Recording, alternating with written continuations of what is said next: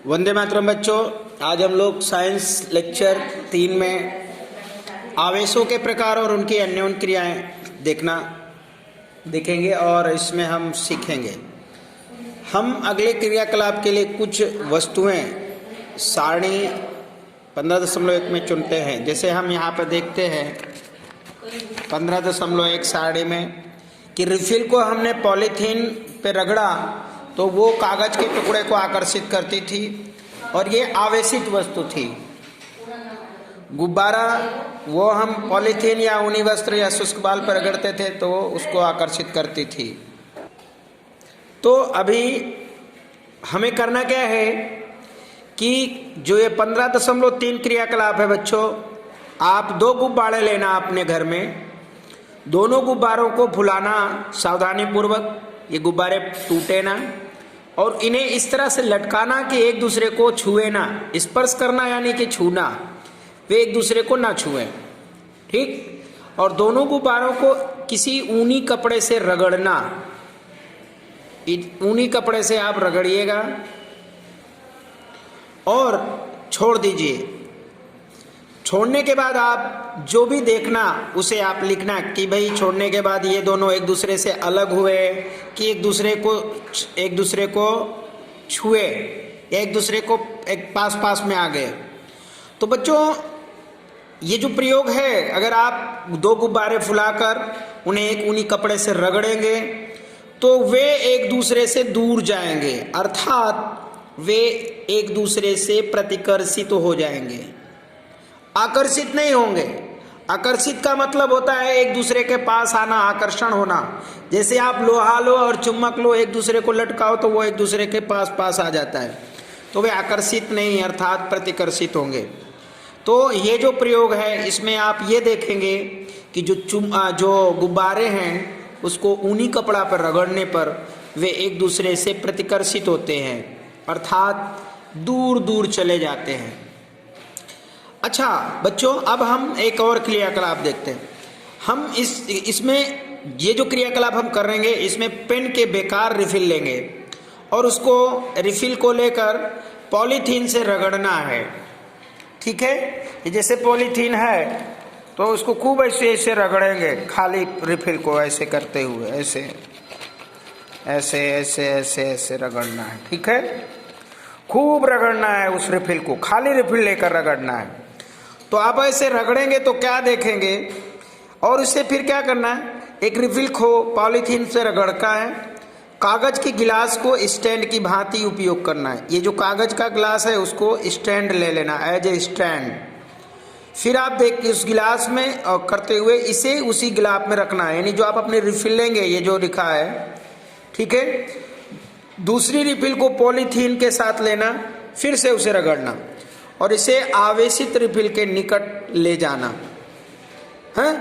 2 refill use करना है, एक से खूब रगड़ना है पॉलीथीन के साथ, दूसरी बगल में रखना है और एक गिलास लेना है और इस गिलास को दूसरे उस आवेशित के पास ले जाना। बच्चों आप देखेंगे क्या, और ध्यान क्या रखना है, सावधानी रखना है कि रिफिल आवेशित सिरा आप अपने हाथ से ना छुए। जैसे ही जो रिफिल का आवेशित सिरा है आप छू लोगे तो उसका आवेश खत्म हो जाएगा। दूसरा कि क्या गिलास में रखे रिफिल पर कोई प्रभाव पड़ता है, यानी जो ये रिफिल है जिसे आप यूज कर रहे हो और दूसरा खाली गिलास में रखा ये रिफिल है, दूसरा एक रिफिल, ये जो आप रिफिल एक खाली रिफिल खूब पॉलीथीन के साथ रगड़ोगे और दूसरी रिफिल जो है आप खाली गिलास में रखी है, उस पर कोई प्रभाव पड़ा क्या।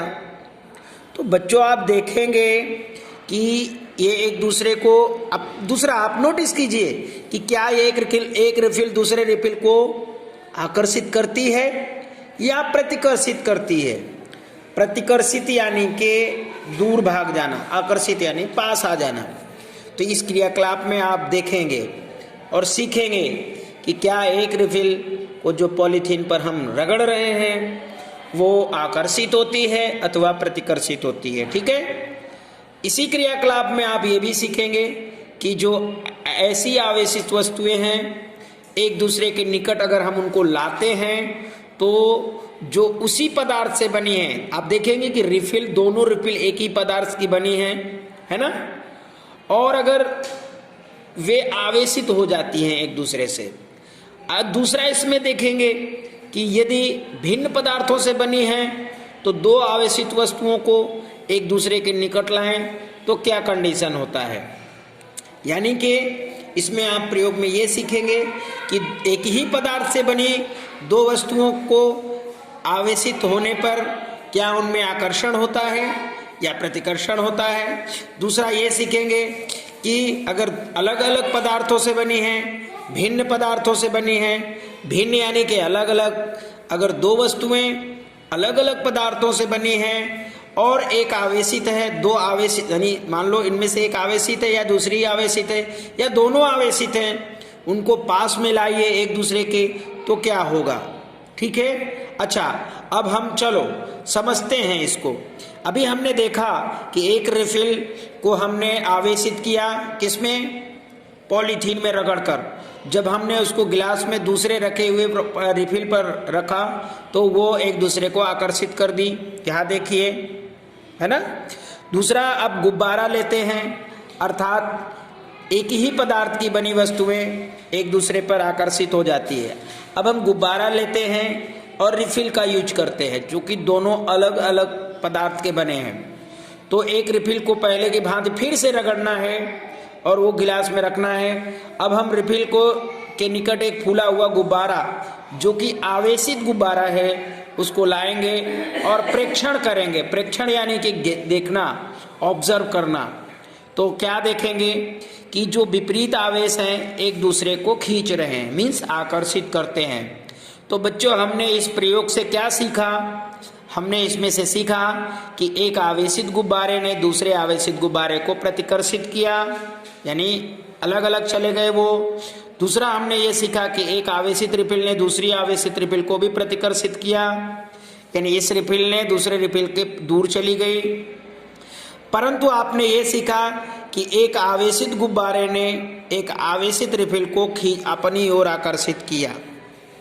यानी हमने ये सीखा कि जब हमने एक रिफिल को दूसरे रिफिल के साथ संपर्क में लाया तो वो प्रतिकर्षित हो गई। फिर हमने पहले प्रयोग में सीखा कि गुब्बारे दोनों, एक गुब्बारे एक ही पदार्थ के बने हैं, उन दोनों को पास में लाया तो भी गुब्बारे अलग अलग हो गए। लेकिन हमने तीसरा जो प्रयोग किया उसमें हमने ये देखा कि जो गुब्बारा है और जो रिफिल है दोनों अलग अलग पदार्थ के बने हैं और वे एक दूसरे को आकर्षित करते हैं। यानी कि समझ में आ रहा है ना। इससे हमें ये इंगित करता है मतलब हमें बताता है कि गुब्बारे पर आवेश रिफिल के आवेश से अलग, किस प्रकार से अलग है। बच्चों, फिर भी हम ये कह सकते हैं कि हमारे जो आवेश है वो दो प्रकार के होते हैं। ठीक है।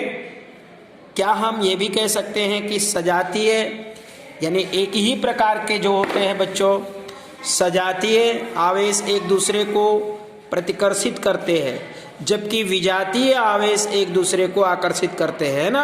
हमने यही सीखा ना आज इसमें कि जो सजातीय गुणधर्म वाले थे, अर्थात पेन यानी रिफिल, गुब्बारा एक दूसरे से अलग हो गई, और गुब्बारा और रिफिल जो दोनों अलग अलग है विजातीय हैं। विजातीय मतलब कि अलग अलग, गुब्बारा अलग है, पेन और रिफिल अलग है, तो विजातीय हुए। या भिन्न प्रकार की चीजें या वस्तुएं एक दूसरे को आकर्षित करती हैं। बच्चों, मान्यता है कि रेशम के रगड़ने पर कांच की छड़ द्वारा अर्जित आवेश को धनावेश कहते हैं। ठीक है। मतलब लोगों का मानना है कि रेशम से रगड़ने पर कांच की छड़ द्वारा जो ऊर्जा आवेशित होती है निकलती उसे धन आवेश, और दूसरे प्रकार का जो आवेश है उसको ऋण आवेश कहते हैं। ठीक है। धन आवेश यानी प्लस वाला और ऋण आवेश यानी माइनस वाला। बच्चों, आपने ये देखा है कि जब आवेशित कांच की छड़ को पॉलीथीन से रगड़ते हैं तो आवेशित प्लास्टिक स्ट्रॉ के निकट जब हम ले आते हैं तो दोनों के बीच में आकर्षण होता है। ठीक है। आपका विचार क्या है? हमारे विचार से प्लास्टिक स्ट्रॉ पर किस प्रकार का आवेश करेगी? आपका विचार क्या है कि इस प्लास्टिक स्ट्रॉ पर कैसा करेगी, है ना। आपका ये अनुमान, आप क्या अनुमान लगाएंगे? तो आपका अनुमान होगा कि प्लास्टिक स्ट्रॉ पर ऋण आवेश होना चाहिए। तो बिल्कुल सही है, यानी कि उस पर ऋण आवेश होना ही चाहिए। बच्चों, रगड़ने पर उत्पन्न विद्युत आवेश स्थैतिक होते हैं, यानी वे स्वयं गति नहीं करते। जब आवेश गति करते हैं तो उनमें विद्युत धारा बनती है, जो आप कक्षा 6 में 7 में सीख चुके हैं। ठीक है, तो आज हमारा प्रयोग था कि आवेशों के प्रकार और उनकी अन्य क्रियाएं। आवेशों के प्रकार है प्रतिकर्षित और आकर्षित, धन आवेश और ऋण आवेश। ठीक है, आपने ये भी सीखा इसमें कि सजातीय जो होते हैं वे एक दूसरे को प्रतिकर्षित करते हैं और विजातीय जो होते हैं वे एक दूसरे को आकर्षित करते हैं। तो बच्चों, आपके लिए टास्क है कि 2 गुब्बारे लेना, उसको फुलाना, किसी ऊनी कपड़े से रगड़ना। तो आप देखोगे कि एक दूसरे के दूर दूर जाएंगे। फिर एक रिफिल लेना, खाली 2 रिफिल लेना, एक को कांच के गिलास में रखना, दूसरे को आप कहाँ रखोगे, यानी पॉलीथीन से खूब रगड़ना। फिर पास पास ले जाकर देखोगे कि वे एक दूसरे को प्रतिकर्षित करते हैं। फिर आप वही गुब्बारा और दूसरी खाली रिफिल को रगड़कर गुब्बारे को जो आवेशित है उसको छुआना, तो देखोगे कि गुब्बारा उस रिफिल में चिपक जाती है। अर्थात हमने इस प्रयोग के माध्यम से आज ये सीखा कि जो सजातीय पदार्थ है, वस्तुएं हैं, वे एक दूसरे को प्रतिकर्षित करती है, मतलब दूर चली जाती है। और विजातीय अर्थात भिन्न भिन्न प्रकार की, अलग अलग प्रकार की जो वस्तुएं हैं, उन्हें अगर हम आवेशित करते हैं तो वे एक दूसरे को आकर्षित करती है। जय हिंद, वंदे मातरम।